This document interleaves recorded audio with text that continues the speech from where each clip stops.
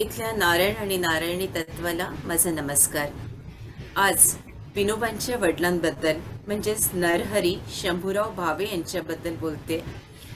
नरहरी शंभूराव भावे यांच्यावर महात्मा गांधीजींचा संस्काराचा खोलवर परिणाम झाला होता आणि त्याच्यामुळे त्यांचं जे तत्वज्ञान होतं ते गांधीजींना ची अभिप्रेरणा घेऊनच ते बोलत होते की दुसऱ्याला दुखवू नये, अहिंसा, त्याच्यानंतर खादी,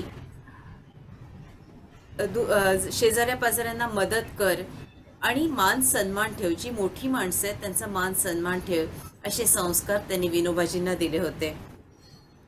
विनोबाजी थोडे लहानपणी खोडकर होते आणि त्यामुळे ते मारही खात वडिलांच्या हातचा.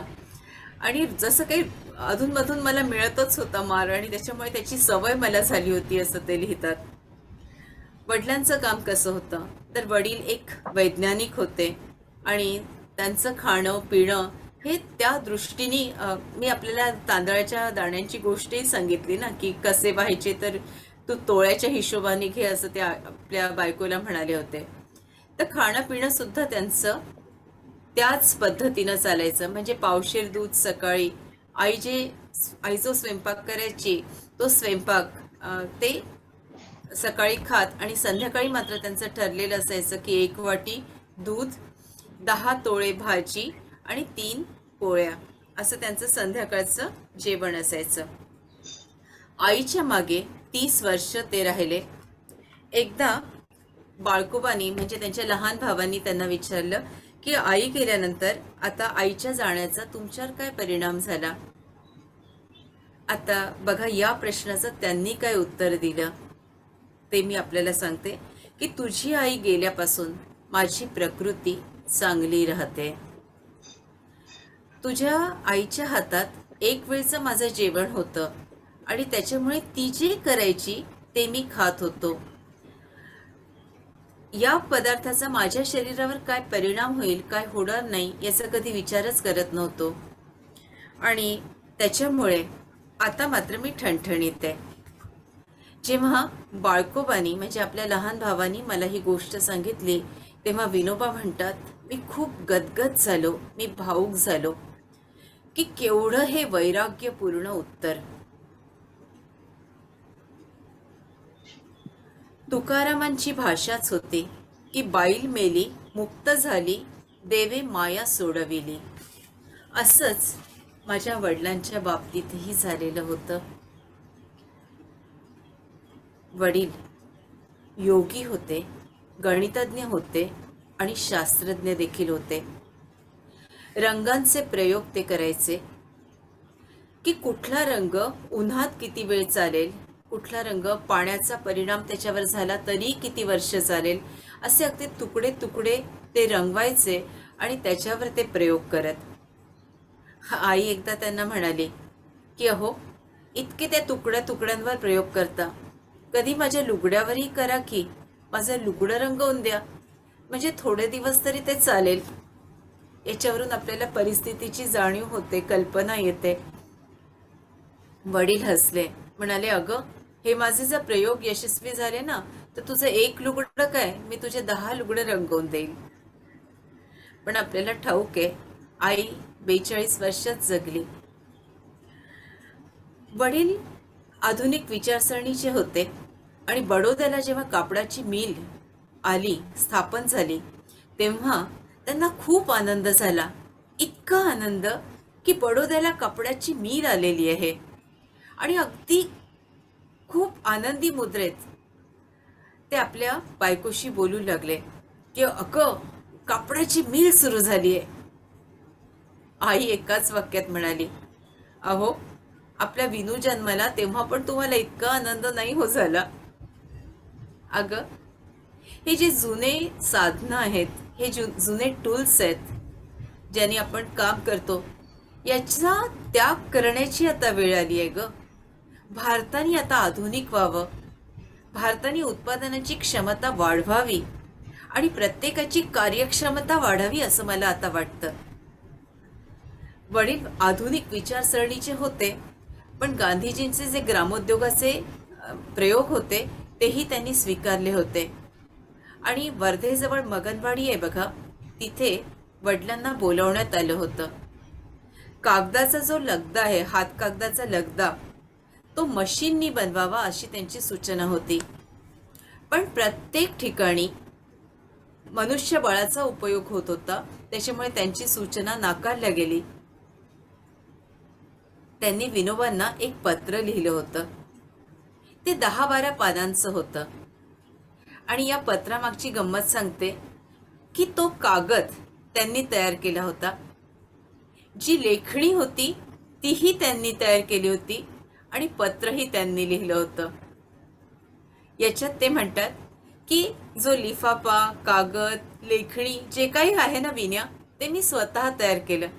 आणि प्रेमानं ओतप्रोत असं 10-12 पानांचं पत्र त्यांनी आपल्या मुलाला पाठवलं होतं.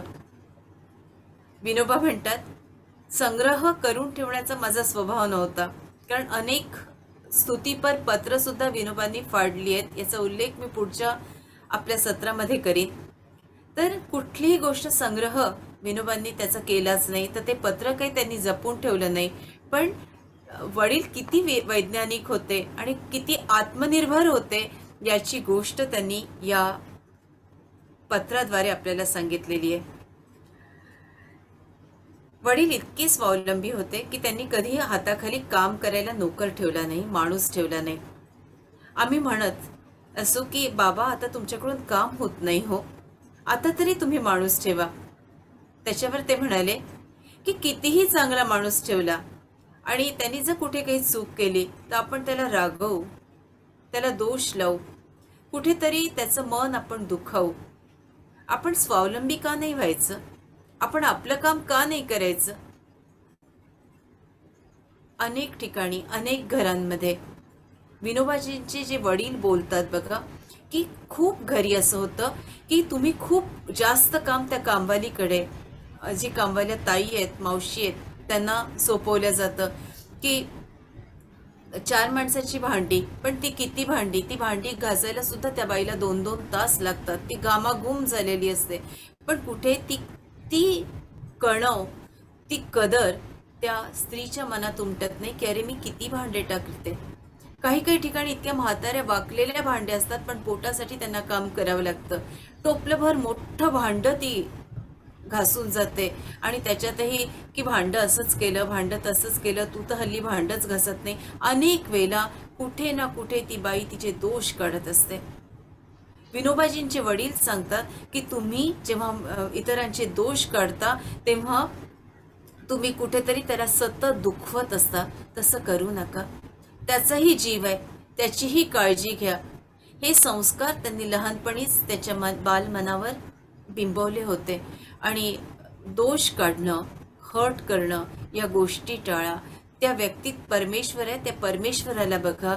या सगळ्या गोष्टींचा कुठेतरी जर आपण आपल्या दैनंदिन आयुष्यात बघितलं तर आपण कसं वागतोय, आपण आपल्या घरी येणाऱ्या ताई त्यांना किती काम टाकतोय, त्यांना हर्ट करतोय का, जर आपण आपल्यात डोकावून बघितलं तर ही उत्तरं आपल्यालाही मिळतील की आपण कुठे चुकतोय आणि कुठे बरोबर आहे. याच्यानंतर एक उदाहरण सांगते की साबरमतीहून जमनालाल बजाज जेव्हा येणार होते विनोबाजींच्या वडिलांना भेटायला, तेव्हा त्यांना असं वाटलं की हे आपल्या घरी येतात आहे. आणि ते तर तेव्हा काहीच खात पीत नव्हते, म्हणजे त्यांचे प्रयोगच इतके होते की घरात धान्यसुद्धा नव्हतं. तर ही व्यक्ती आपल्या घरी येणार, तर आपल्याला तर स्वयंपाक करायचा आहे, तर आपण कसा स्वयंपाक करायचा? तर एका मारवाडी कुटुंबाकडे ते गेले. त्या आईंना त्यांनी विनंती केली की मला तुम्ही स्वयंपाक शिकवा. आणि तो सगळा स्वयंपाक त्यांनी शिकून घेतला. मग मारवाडी कुटुंबात कसा स्वयंपाक केला जातो तसा त्यांनी म्हणजे सगळं धान्य आणलं, ते स्वच्छ केलं, घरीच जो आटा वगैरे आहे जात्यावर तो पिसला, स्वयंपाक केला, इतका सुंदर स्वयंपाक केला. आणि ते ज्या दिवशी येणार होते तेव्हा स्वतः टांगा घेऊन त्यांना घ्यायला गेले. त्यांची खूप छान सरबराई केली, त्यांना खाऊ पिऊ घातलं. आणि नंतर त्यांनी विश्रांती केली आणि सहज विचारलं की इतका सुंदर आजचा स्वयंपाक होता, तो कोणी केला? त्यांनी उत्तर दिलं, मीच केला. त्यांना खूप भरून आलं की केवढा प्रेमळ मनुष्य हा आहे की मला घ्यायला आला, इतका छान स्वयंपाक केला. आणि ते म्हणतात की माझ्या बायकोला सुद्धा इतका कदाचित चांगला जमला नसेल. इतका सुंदर स्वयंपाक त्यांनी केलेला होता. वडिलांनी पुढे ते सांगतात की संगीताचे अध्ययन केले. 14 तास ते रियाज करत, आणि एक कोणी मुसलमान गवाई होते त्यांच्याकडे ते शिकलेत. आपल्या शास्त्रीय संगीताचा लोप पाहू नये म्हणून त्यांनी खूप प्रयोग केले आणि त्यांनी 2 पुस्तकं लिहिले. एक आहे नादर खान मृदंग वादन आणि दुसरं शेख राहत अली ठुमरी संग्रह. ही 2 पुस्तकं वडिलांनी लिहिली असा उल्लेख विनोबांनी केलेला आहे. आता वडिलांच्या माराबद्दल तर त्यांनी सांगितलं की वडिलांनी मला मारायचे रोज. कुठल्या ना कुठल्या मी खोड्या करायचो आणि वडील मारायचे. रात्री मला सगळं सांगायला जावं लागायचं बाबांना की बाबा मी आज असं केलं तसं केलं. त्यांची नजर बारीक होती की कुठे विनय चुकला. याच्यासाठी विनोबा असं म्हणतात की याच्यासाठी मारत होते की बाहेर मला उद्या जर मार मिळाला असता तर त्याची मानसिक तयारी माझी आजच असावी, म्हणून कदाचित वडील मला मारत असावे. आणि एकदा त्यांच्या लक्षात आलं की आता हळूहळू हा मार कमी होत चाललाय आणि आता तर एकदमच थांबलाय. असं काय बरं झालं? तर मग त्यांच्या हातात मनुस्मृती पडली आणि त्याच्यात मनूनी उल्लेख केलेला आहे. मनूनी लिहिलंय की तुम्ही लहानपणी मुलांना जरूर घडवण्यासाठी मारा, पण जेव्हा तो 16 वर्षाचा होईल तेव्हा त्याच्यावर मित्रवत प्रेम करा. आणि मी आता 16 वर्षाचा झालो होतो म्हणून बाबांनी माझ्यावर मित्रवत प्रेम करायला सुरुवात केली होती, असाही उल्लेख विनोबांनी केलेला आहे. बडोद्याहून येताना, म्हणजे काही दिवस तर हे गागोद्याला राहत ना आजी आजोबांकडे, तर बडोद्याहून येताना माझे वडील माझ्यासाठी खाऊ आणत असत. एकदा असंच एक मोठा असा चौकोनी डबा त्यांनी आणला आणि आई म्हणाली, विनया बाबांनी खूप छान छान खाऊ आणलंय, जा पळ. आणि खाऊ म्हटल्याबरोबर विनया आपला पळत सुटला. आता बाबांनी काय आणलंय? तर बाबांनी तो चौकोनी डबा त्यांच्या हातात दिला. त्याच्यात त्यांनी खूप उत्सुक होते, त्यांनी तो फाडला, ते कव्हर फाडलं. त्याच्यात 2 पुस्तकं होती. एक होतं रामायण आणि दुसरं होतं महाभारत. आईच्या डोळ्यात पाणी आलं. विनया, अरे याच्यापेक्षा तुला दुसरं चांगलं खाऊ नाही रे मिळायचं. आणि तेव्हापासून, बालपणापासूनच ही जी वाचनाची गोडी आहे ती त्यांच्या मनात निर्माण झाली. ते म्हणत घरी हे गोष्ट पण मी आपल्याला सांगितली होती की घरी इतर मुलांना, म्हणजे ज्यांची परिस्थिती चांगली नाही त्या मुलांना ते दोघंही उभयता ठेवून घेत असत आणि त्यांची विशेष काळजी घेतली जायची. त्यांना काय हवं काय नको त्याबाबत वडील खूप दक्ष असत. एक संस्कार देण्याची कशी पद्धत होती त्याबाबत ते म्हणतात की जेवणात जर काही ताटात टाकलं तर आईवडिलांना आवडत नसत. ही वाक्य मी तुम्हाला वाचून दाखवते याच्यासाठी की त्यांचं म्हणजे आपल्याला समजतं की केवढे मोठ्या मनाचे ते होते, किंवा आईचं सुद्धा जे तत्वज्ञान आहे केवढ्या छोट्या छोट्या सोप्या सोप्या शब्दातून आपल्याला लक्षात येतं की आई किती मोठी फिलॉसॉफी, मोठं तत्वज्ञान बोलून गेलेली आहे. आई वडिलांना जेवताना ताटात टाकणे आवडत नसे. थोडे कमी खाल्ले तर त्यात नुकसान नाही असे त्यांचे म्हणणे होते. आई म्हणायची, प्रत्येकाच्या नावावर किती अन्न आहे हे लिहिलेले असते. कमी खाल्लं तर जास्त दिवस चालेल, जास्त दिवस जगाल. केवढं विलक्षण तत्वज्ञान. वडील बुद्धीच्या आधाराने समजवायचे. ते सांगायचे, खाण्याची चव कुठे असते? चवीचे स्थान जीभ आहे. अन्न तिथे जास्त वेळ राहू द्या, एकदम पोटात ढकलू नका. म्हणजे चावून चावून खा. चावून चावून खाल्ले तर कमी खाल्ले जाते. विज्ञानाची प्रक्रिया वडिलांनी आणि उपनिषदाचे रहस्य आईनं सांगितलं. या दोन्ही गोष्टीत अगदी गहन अर्थ आहे. अखेरच्या दिवसात वडील आजारी पडले आणि वडील बडोद्याला होते. त्यांचा लहान भाऊ शिवाजी याला जेव्हा ते कळलं तेव्हा विनोबांनी त्यांना सांगितलं की तू वडिलांना धुळ्याला घेऊन ये. आणि मग वडिलांना धुळ्याला घेऊन शिवाजी घेऊन आला आणि शरद पौर्णिमेच्या दिवशी त्यांचा मृत्यू झाला. अस्थि विसर्जनाची जेव्हा गोष्ट आली तेव्हा विनोबा म्हणाले, खरं तर गोदावरी जवळ होती, पण विनोबा म्हणाले, हाडं म्हणजे पृथ्वी तत्व, मग पाण्याबरोबर का वाहू द्यायची? पृथ्वीचा अधिकार पृथ्वीवर ना. तर ते म्हणतात, वडिलांच्या अस्थींवर खरं तर गोदावरीचा काय अधिकार? गोदावरी पाणी आहे आणि हाडे माती आहे. पाण्याचा मातीवर काय अधिकार? मातीवर मातीचा अधिकार असू शकतो. तेज तेजामध्ये, वायू वायूमध्ये, पाणी पाण्यामध्ये, माती मातीमध्ये मिळाली पाहिजे.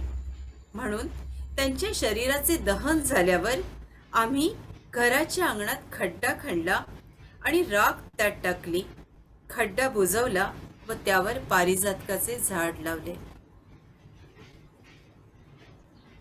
वरोऱ्याला जेव्हा मी गेले होते तेव्हा बाबा आमटेंच्या इथे सुद्धा बाबा आमटेंची जी समाधी आहे, तर ती समाधी म्हणजे त्यांना तिथे दहन करण्यात आलं आणि त्याच्यानंतर म्हणजे दफन म्हणतात, दफन करण्यात आलं. तिथे 2 झाडं लावली आहेत, एक तर बाबा आमटेंच्या नावाने आणि दुसरं त्यांच्या पत्नी साधनाताई आमटेंच्या नावाने. तर अशा प्रकारानं आज तिथे इतके सारे फुलं फुलले आहेत. त्या गोष्टी पुन्हा कधीतरी सांगेन, पण तिथे सुद्धा याच पद्धतीनं जो शेवटचा संस्कार असतो तो केला गेला आहे. इथे वेदांच्या एका सुक्तामध्ये सुद्धा त्याचा उल्लेख केलेला आहे. असं ते म्हणतात, आधी शवाचे दहन करावे आणि नंतर जी राख होईल ती दफन क्रिया करण्यात यावी, असा वेदामध्ये उल्लेख आहे. या जशाच्या तशा ओवी मी आपल्यासमोर त्याचा संवाद साधते. अशा प्रकारे वेदाचा आधार घेऊन आम्ही वडिलांच्या अस्थीचे नदीत विसर्जन न करता भूमीत केले आणि त्यांच्या समाधीच्या तिथे दगड बसवून त्याच्यावर समर्थ रामदासांच्या ओवी एक वचन कोरलंय, अवघेची सुखी असावे. ही गोष्ट मला आपल्याला सांगावीशी वाटली. आणि वडिलांचा जो भाग आहे की कसं त्यांचं तत्वज्ञान विनोबांमध्ये रुजवल्या गेलं आणि रुजलं, मला वाटतं हा भाग आपल्याला नक्कीच आवडला असेल. की किती निग्रह मनाचा, किती निश्चय. कालचा आणि आजचा भाग याच्यासाठी घेतला की आपण जेव्हा महान व्यक्तींचा अभ्यास करतो तेव्हा त्यांच्या आई वडिलांचंही तेवढंच ते तत्वज्ञान आपल्याला समजावून घेणं अतिशय आवश्यक आहे. की तेवढेच ते मोठे असतात आणि त्याच्यामुळे इतक्या मोठ्या व्यक्तींच्या पोटी म्हणतात ना, फळे रसाळ गोमटी. तर हा विचार आपल्यासमोर ठेवावासा वाटला. सगळ्यांना विनंती करते की आपल्या ध्यानाची प्रक्रिया आता पुढची घेऊया. आपले डोळे शांतपणाने हळुवारपणाने मिटावे, आपले चष्मे बाजूला काढून ठेवावे आणि रोज आपण हिलिंग करतोय स्वतःला, तर हीच प्रक्रिया एक 10 मिनटं हिलिंग करून आपण ध्यानात जाऊया. एकदम शांत व्हा मास्टर्स.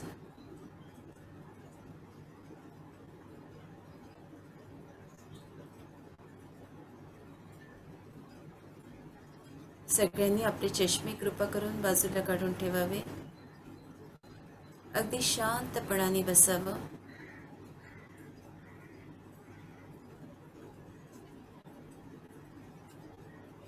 मातोश्रीच्या ध्यान मंदिरात आपण बसलेलो आहोत.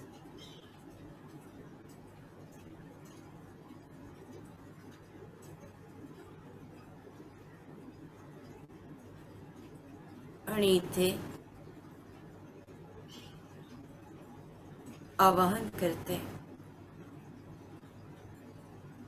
मेरे दोस्त और गुरु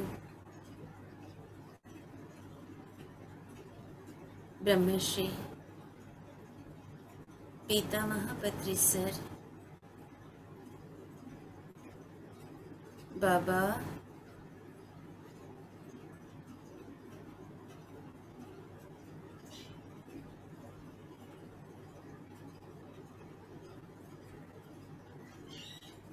समर्थ रामदास स्वामी,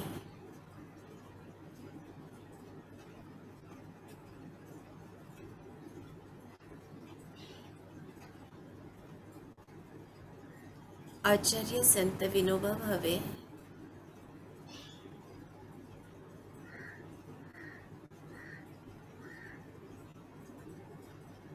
महावतार बाबाजी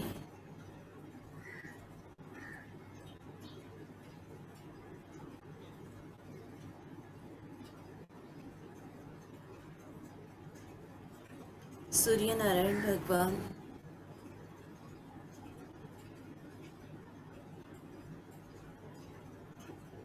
महादेव आणि महादेवी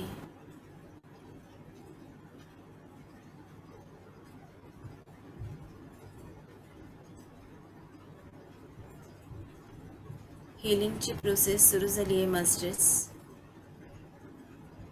संपूर्ण सूर्यप्रकाश आपल्या ब्रह्मरंध्रातून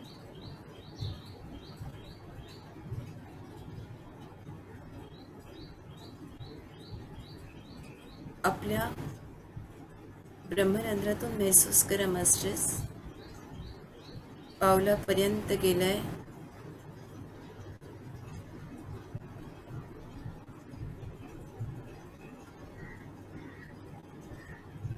पूर्ण पावलं भरून गेली आहेत.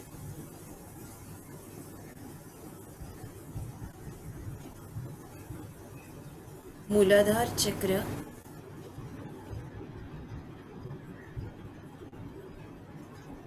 स्वादिष्ठान मणिपूर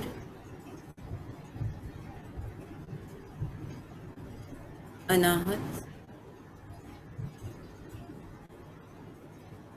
विशुद्ध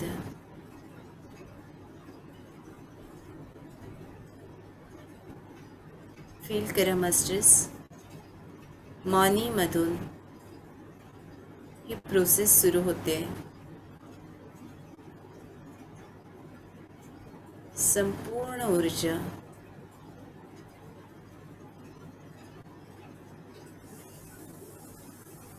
ही आपल्या मानेत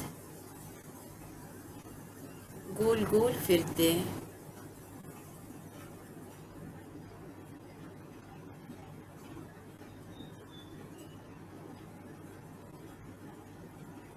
या सूर्याच्या प्रकाशात आपल्या ब्रह्मरंध्रातून एक हिरवा डिव्हाइन लाईट मिसळला गेलेला आहे आणि तो आता आपल्या मानेत फिरतोय.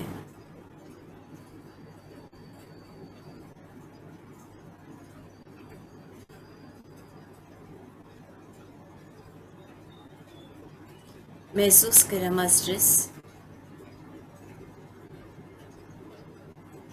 इथली एक एक नस शांत होते.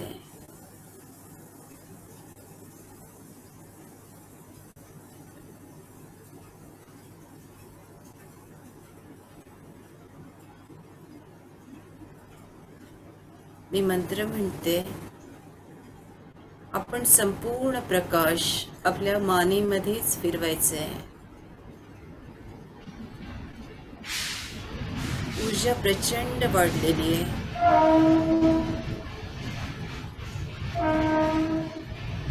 गणपती महाराजांना विनंती करते की त्यांनी सगळी संकट त्याचं निवारण करावं.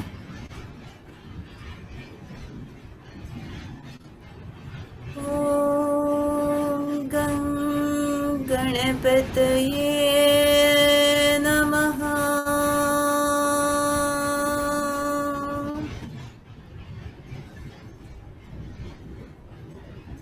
ॐ गं गणपतये नमः.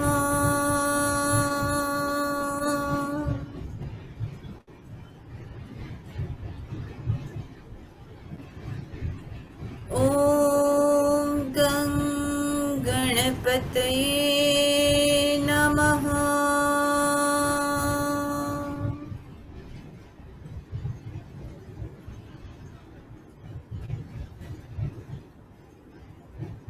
एक एक नस एक एक परत आत आत प्रकाश झिरपतोय आपल्या मानेमध्ये.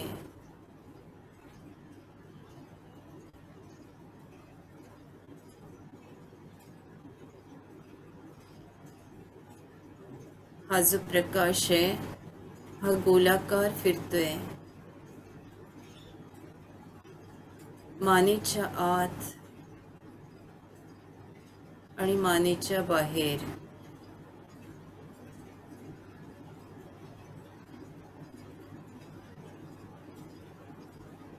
फील करा मास्टर्स.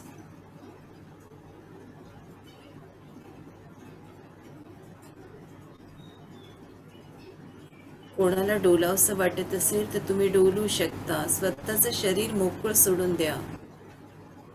ही प्रोसेस आपल्या शरीरावर घडवून आणा.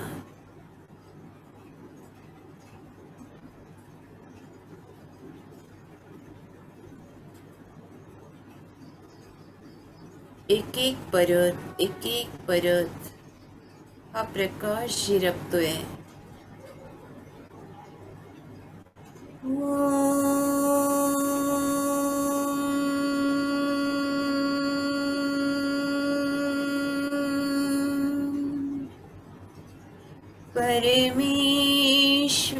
परमेश्वराय नमः.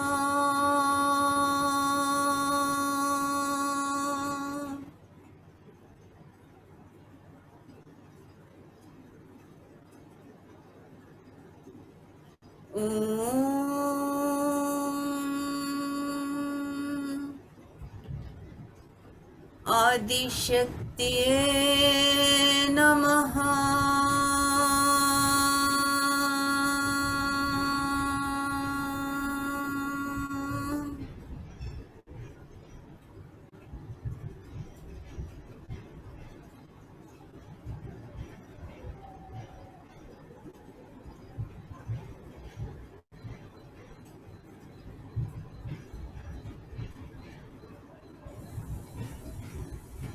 विलक्षण क्रिया इथे सुरू आहे.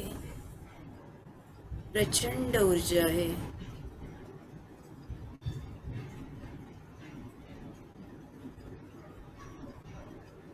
आणि ही ऊर्जा आता वर खाली होते. जेवढ्या नसा दुखवल्या आहेत तेवढ्या नसा त्यांना प्रचंड ऊर्जा आपल्याला मिळते. आत बाहेर मागे पुढे संपूर्ण मान एकदम शांत करा मास्टर्स. आपल्या प्रत्येक नसेला शांत करा. या नसांची माफी मागा. मानेची माफी मागा की बाई ग आम्ही तुला दुखवलं. विचारच केला नाही काम करताना.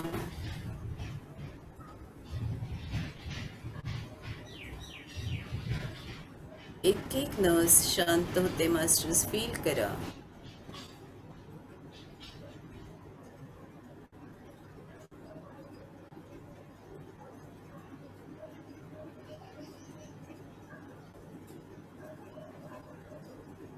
फील करा मास्टर्स. आपली एक नस जी दुखवलेली आहे ती एकदम शांत होते.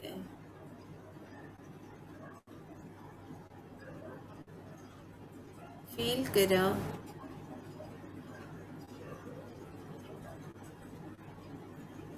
मागच्या नसा बघा.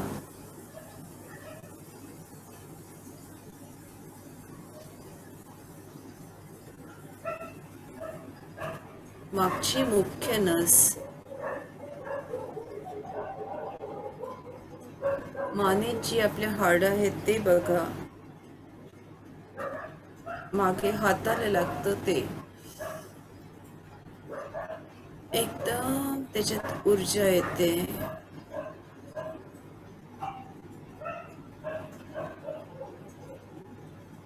इतकी ऊर्जा आहे कुठे काही जी आधीची लाल जागा आहे ती पूर्णपणे क्लीन होते.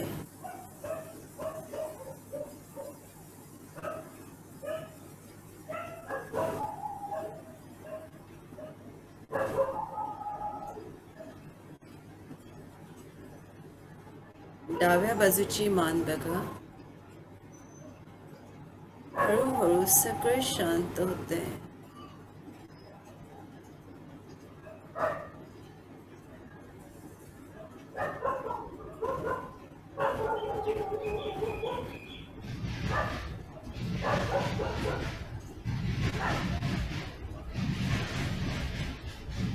डाव्या बाजूची मान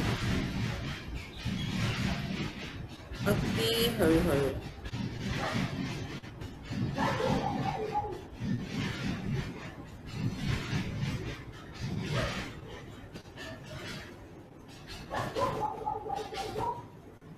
एक एक परत आत जा. डाव्या बाजूला, बाहेरून आत. शांत करायचं सगळ्यांना.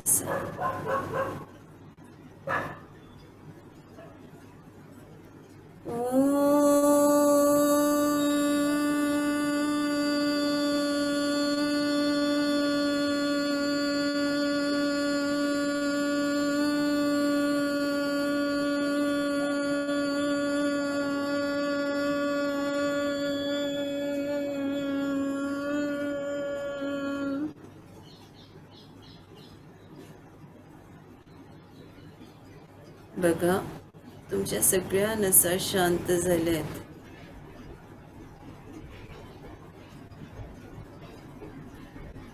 आता उजव्या बाजूची मान बघा. बाहेरून आत जा.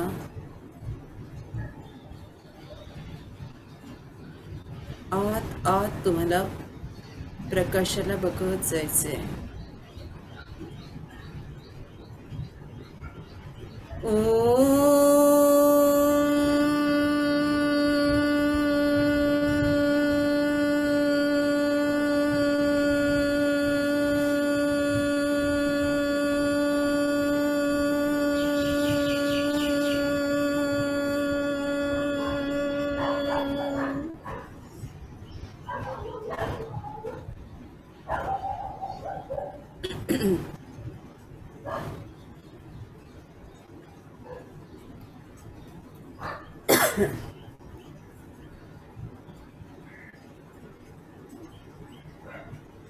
सगळा उजवा भाग खांद्यापर्यंत महसूस करा मास्टर्स. डावा खांदा, उजवा खांदा एकदम रिलॅक्स करा. जिथे नजर जाईल तिथल्या नसा शांत होतात.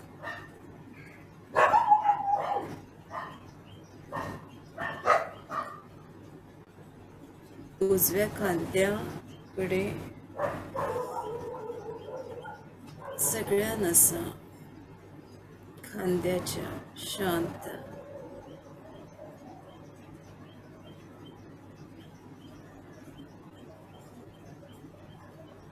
डावा खांदा शांत. हा प्रकाश घेऊन खांद्यातून, आतून, बाहेरून आपल्या दोन्ही हातांना बघत. कुठे काही दुखतंय का, लचकलंय का, लागलंय का, तिथे जा.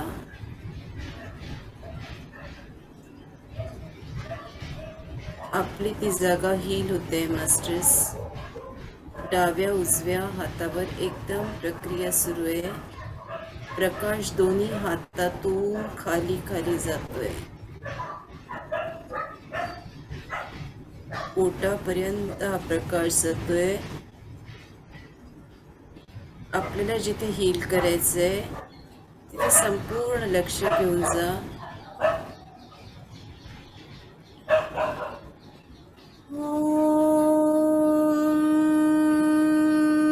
नमस्ते अस्तु भगवन् विश्वेश्वराय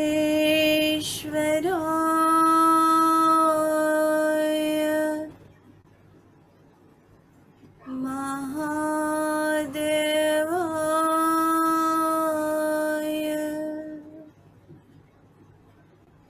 त्र्यंबकाय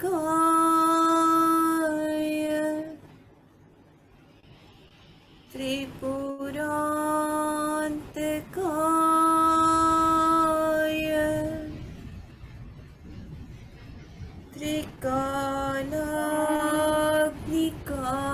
त्रिकालाग्निकालाय कालाग्निरुद्राय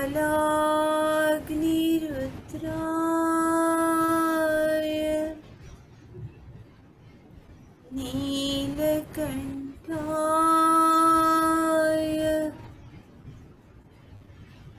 मृत्युंजयाय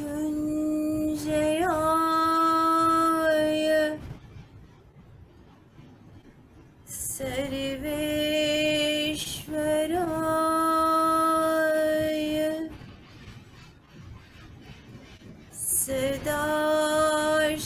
सदाशिवाय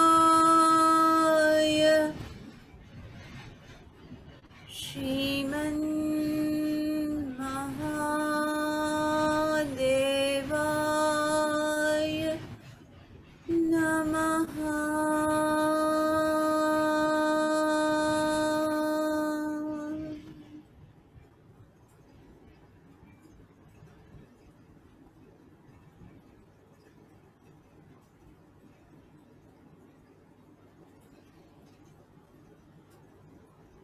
सोनेरी आणि हिरवा प्रकाश आपल्या उजव्या हातात आत हील करतोय.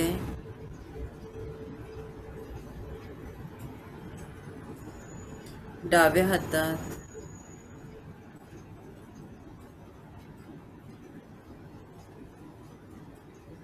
संपूर्ण शरीरात पसरलेल्या मास्टर्स आपल्या डोक्यातून मानेतून पाठीत गेलेलं आहे. स्पायनल कॉर्ड मधून महसूस करा. खाली खाली स्पायनल कॉर्ड मधून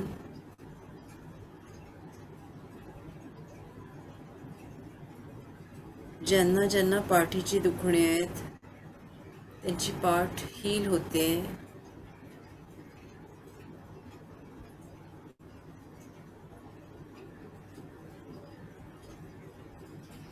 योग योग योगेश्वराय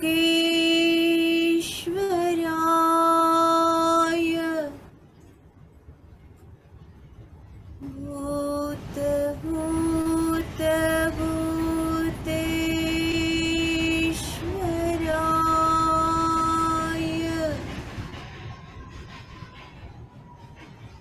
काल काल कालेश्वराय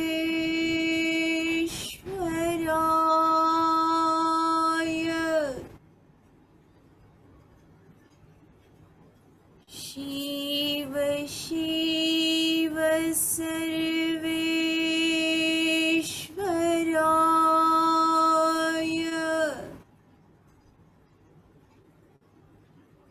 शंभो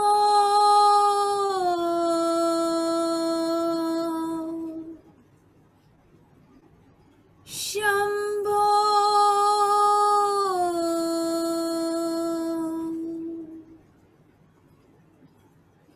शंभो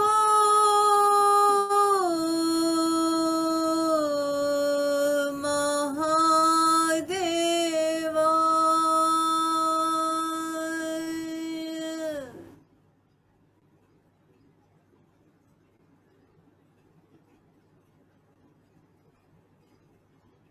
आपली पाठ पूर्णपणे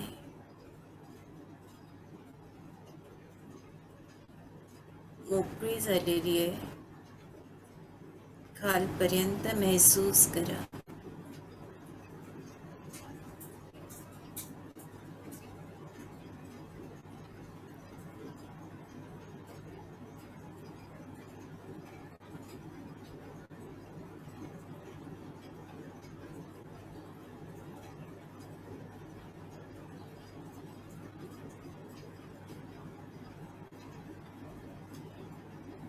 एकदम शांत, एकदम शांत मास्टर्स.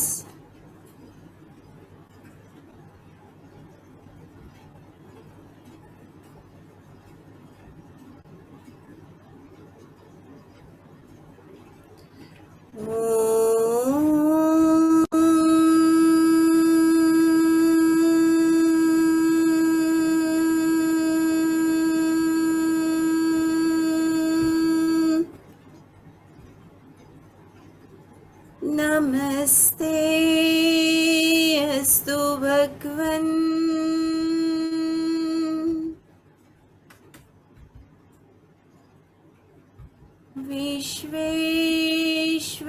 विश्वेश्वराय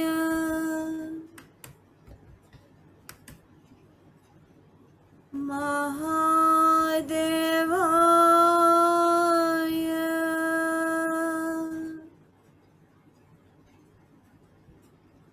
त्र्यंबकाय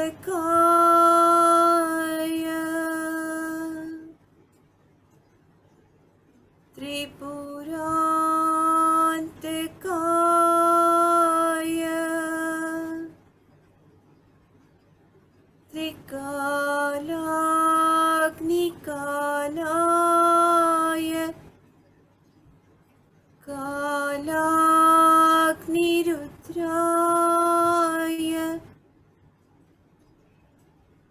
नीलकंठाय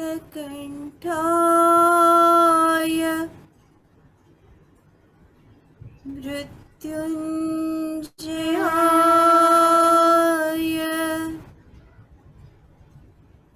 सर्वेश्वराय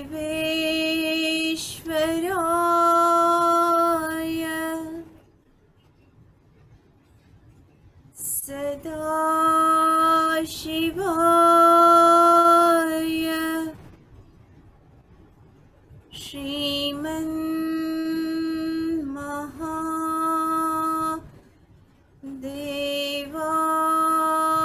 श्रीमन्महादेवाय नमः.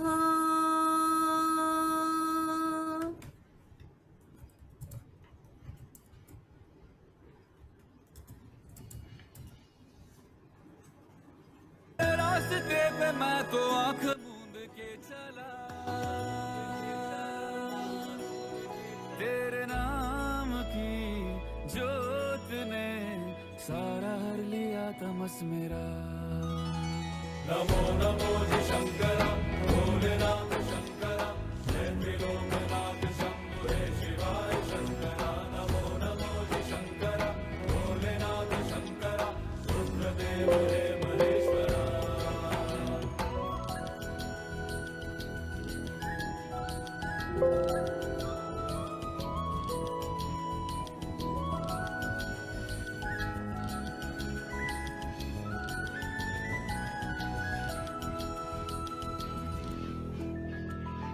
सृष्टि के जन्म से भी पहले तेरा वास था, ये जग रहे या ना रहे, रहेगी तेरी आस था. क्या समय क्या प्रलय, दोनों में तेरी महानता महानता महानता. सीपियों की ओट में मोतियां हो जिस तरह, मेरे मन में शंकरा तू बसा है उस तरह. मुझे भरम था जो है मेरा था कभी नहीं मेरा, अर्थ क्या निरर्थ क्या जो भी है सभी तेरा. तेरे सामने है झुका मेरे सर पे हाथ रख तेरा. नमो नमो जी शंकरा भोलेनाथ शंकरा, जय त्रिलोकनाथ शंभो हे शिवाय शंकरा. नमो नमो जी शंकरा भोलेनाथ शंकरा, रुद्रदेव हे महेश्वरा.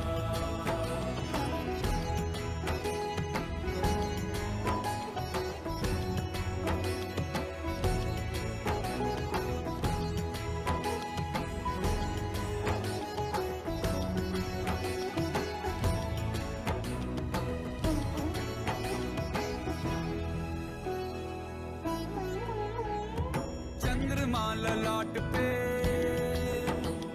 भस्म है भुजाओं में, वस्त्र बाघ छाल का है खड़ा पाँव में। प्यास क्या हो तुझे, गंगा है तेरी जटाओं में, जटाओं में, जटाओं में। दूसरों के वास्ते तू सदैव ही जिया, मांगा कुछ कभी नहीं, तूने सिर्फ है दिया। समुद्र मंथन का था समय जो आ पड़ा, द्वंद्व दोनों लोक में विषामृत पे था छिड़ा। अमृत सभी मैं बांट के, प्याला विष का तूने खुद पिया। नमो नमो शंकरा, भोलेनाथ शंकरा, जय त्रिलोकनाथ शंभु हे शिवाय शंकरा। नमो नमो शंकरा, भोलेनाथ शंकरा, रुद्रदेव हे महेश्वरा। नमो नमो शंकरा, भोलेनाथ शंकरा, जय त्रिलोकनाथ शंभु हे शिवाय शंकरा। नमो नमो शंकरा, भोलेनाथ शंकरा, रुद्रदेव हे महेश्वरा, रुद्रदेव हे महेश्वरा, रुद्रदेव हे महेश्वरा।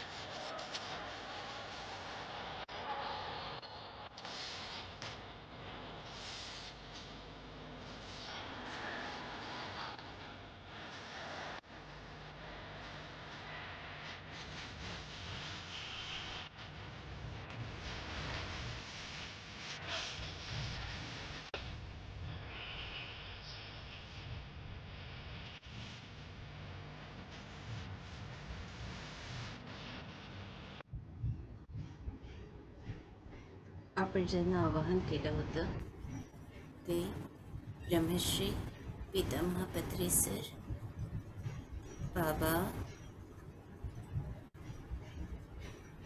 समर्थ रामदास स्वामी,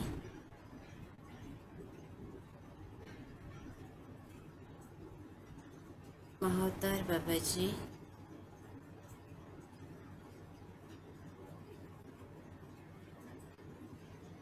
आचार्य संत विनोबा भावे,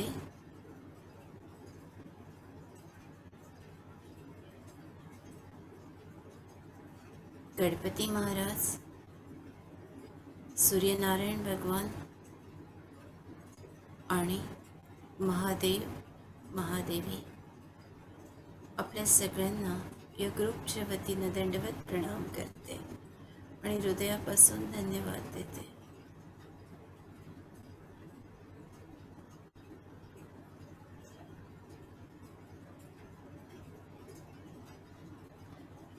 आपले हात आपल्या डोळ्यांवर ठेवा. 5 4 3 2 1 0. डोळे हळूवारपणे उघडा मास्टर्स आणि या विश्वाला आशीर्वाद द्या. या विश्वाचं कल्याण झालेलं आहे. या विश्वात ध्यानी, ज्ञानी आणि शाकाहारी लोक आहेत.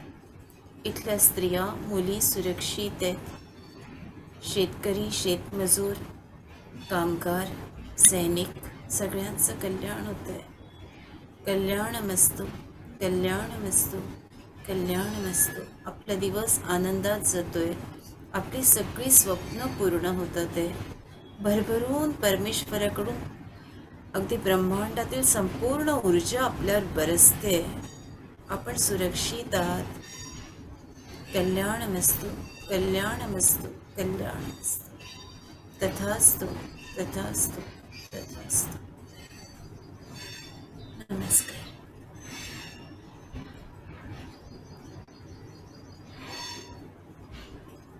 आपल्याला बोलायचं असेल तर आपण बोलू शकता. मी वाट बघते.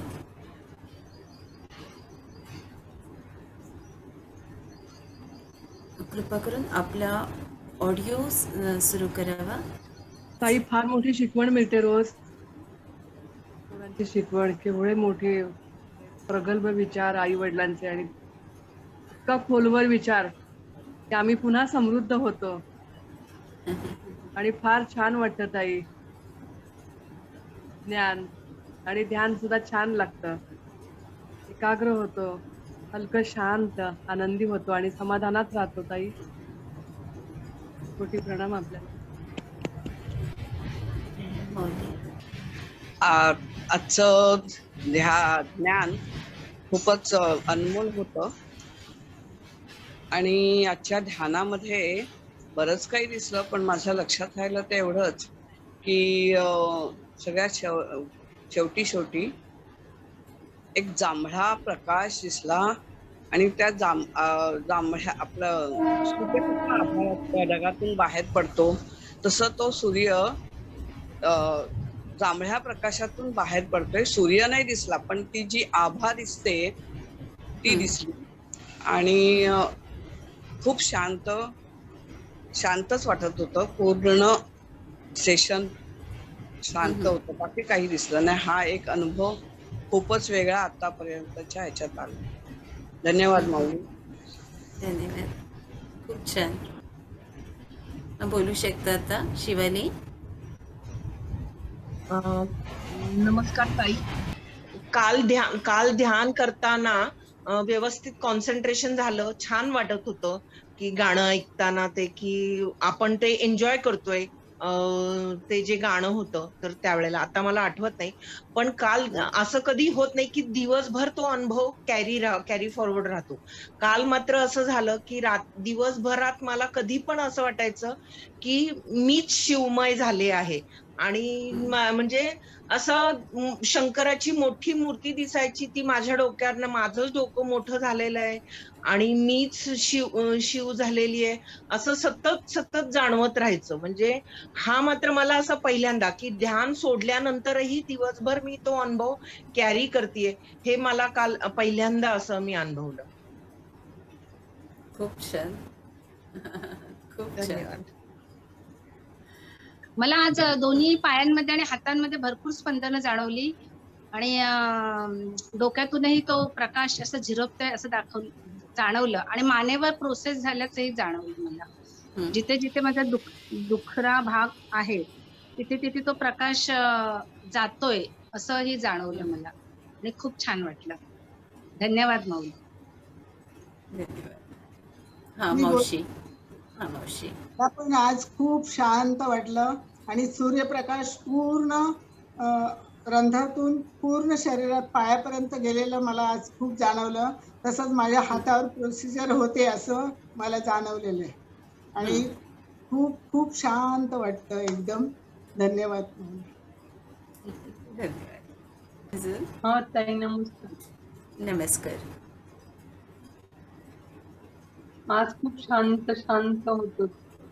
मानेवर पण आज स्पंदन जाणवत होते आणि नंतर शेवटी ना संपतो तेव्हा लक्ष्मी आणि असं जांभळा प्रकाश दिसला आणि तारे दिसले खूप. असं जाणवलं मला. खूप छान. धन्यवाद ताई. कोणाचे काही वेगळे अनुभव असतील तर आपण बोलू शकता. हा ममता. मानेवरती प्रोसेस करताना मला थायरॉइड आहे ना, मला फार गरम आणि ऊर्जा जाणवली की मी ज्यावरती मानेवरती ऍक्च्युली प्रोसेस होते आणि फील येत होता मला ऍक्च्युली प्रॉपर मानेवरती, म्हणजे प्रोसेस होते असं जाणवत होतं मला प्रॉपर. बाकी मला आठवत नाही. तुम्ही हीच प्रोसेस एक दोनदा जरी स्वतःवर करून घेतली तरी तुम्हाला बरं वाटेल, आणि प्रत्येक वेळेला वेगळा अनुभव येईल. थोडंसं समोर करून तेवढं ध्यान स्वतःवर करून घेत जा, म्हणजे पुन्हा छान तुम्हाला सगळ्या याला ऊर्जा मिळून जाईल. सगळ्यांसाठीच सांगते मी. हां. ओके. आणि स्पंदन जाणवत होती आणि स्पंदनं हे खूप होती. जाणवत होतं की काहीतरी प्रोसेस चालली आहे पूर्ण. हे म्हणजे आतापर्यंत मला फक्त हृदय चक्रापर्यंतच जाणवायचं. फर्स्ट टाइम जेव्हा मानेपर्यंत मी व्यवस्थित, नाही तर मी ट्रान्समध्ये जायते आफ्टर हार्ट. मी मोस्टली ट्रान्समध्येच असते, मला बाकीचं आठवत नसतं की तुम्ही काय बोलताय ते. पण ह्यावेळेस मी इथपर्यंत होती पूर्ण. इथे प्रोसेस होते, इथे गरम जाणवतं, इथे सगळं मला जाणवत होतं की इथे औषध चालू आहे. असं आपण करतो ना, औषधं करतोय असं प्रॉपर मला जाणवत, असं जसं तुम्ही बोलत होता त्याच्यामुळे. आणि तुमच्या आवाजात एकदम भरपूर जादू आहे, म्हणजे आय डोंट नो काय. आणि ती इतकं भारी ट्रान्स मध्ये जायला मिळतं ना की आता आता आता आता आता आता आता आपण चाललोय चाललोय चाललोय, बरोबर जाणवत जातं. खूप छान वाटतं मग, आणि एकदम शांत, प्रसन्न आणि हॅपी वाटतंय एकदम. बोलायचंय कोणाला अजून? बोला दादा, तुम्ही हात वर केलाय. हा, आवाज येतोय का माझा? हा, येतोय येतोय. अच्छा. आज सुरुवातीला एकदम झुले झुले लाल मस्त कलंदर सारखं झुलत होतो मी. आणि एकदम प्रसन्न वाटत होतं. आणि प्रोसेस जी मानेवरती झाली, दोन्ही हात लेफ्ट राईट हँड मध्ये जी झाली ती एकदम छान झाली. मध्येच मला असं जाणवलं, म्हणजे दिसलं की माझ्या ज्या नसा आहेत ना मानेपासून हातापर्यंत, जशा आपल्या निळ्या पिवळ्या वायरी कशा असतात इलेक्ट्रिकच्या, रेड, ब्ल्यू, ग्रीन, येलो, तसे असे दिसले ते मला माझ्या बॉडीमध्ये.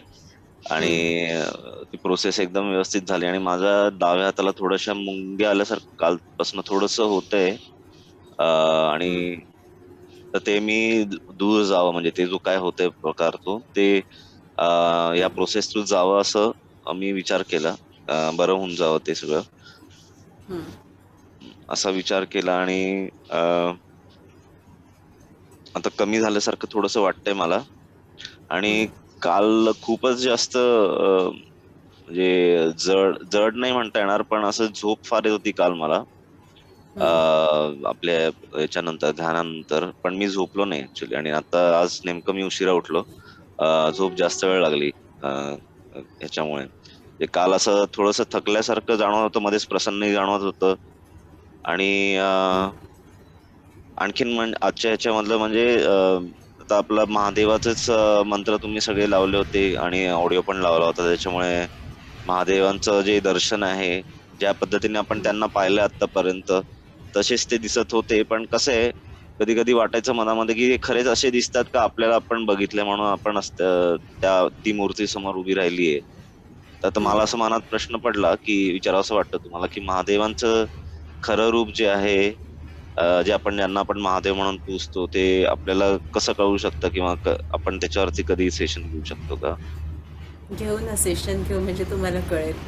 हा, कारण आपण सिरियल्स वगैरे मध्ये पाहतो त्याप्रमाणे तेवढंच एक रूप माहितीये महादेवांचं, किंवा कुठलं आपण घ्यायचं, जाता. अर्धनारी नटेश्वराचं घ्यायचं की कुठलं घ्यायचं, ते आपण जसं आपल्याला इंट्युशन मिळेल तसं करूया. हा, चालेल. पण एकदम छान झाली प्रोसेस. आणि डोळे बंद केल्यानंतर आज परत विठ्ठलांचा थर्ड आय मधला तो टिळा असतो त्यांनी लावलेला, तो दिसलेला. थँक्यू. तुमच्या मागचं रूप राहू द्या तेवढं, खूप छान आहे, ऊर्जा देत आहे सगळ्यांना, मिळते ना सगळ्यांना ऊर्जा तिथून. छोटी पार्वती, पार्वती शिव दोन्ही आहे त्याच्यात. चला, सगळ्यांना नमस्कार, धन्यवाद. मी निरोप घेते.